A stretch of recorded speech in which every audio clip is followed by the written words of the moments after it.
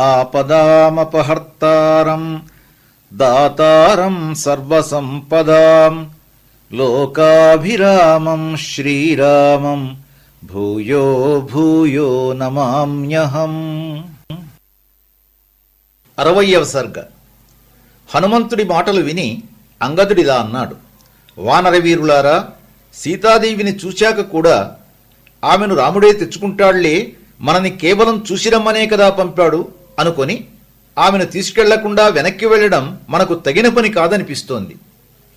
ప్రసిద్ధ పరాక్రమవంతులైన మీరంతా రాముడితో దేవిని చూశాము కానీ తీసుకురాలేదు అని చెప్పడం మన వంటి వారికి అయుక్తం, అంటే తగిన పని కాదనిపిస్తోంది.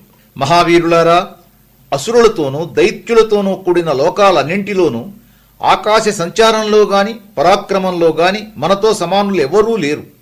మన హనుమంతుడొక్కడే లంకలో బీభత్సం సృష్టించి రాక్షసులను సంహరించి వచ్చాడు. అందరం కలిసి చేయవలసిన పని ఒకడే చేశాడు. కిమన్యదత్ర కర్తవ్యం గృహీత్వాయామ జానకీం. ఇక జానకీదేవిని తీసుకువెళ్లడం తప్పిస్తే మనం చేయవలసిన పని మాత్రం ఏముంది?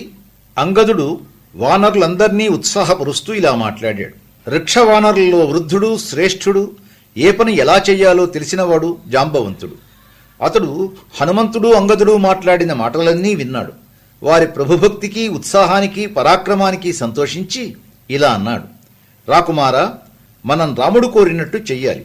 నువ్వు ఒక మహావీరుడు ఎలా ఆలోచిస్తాడో అలా ఆలోచించావు.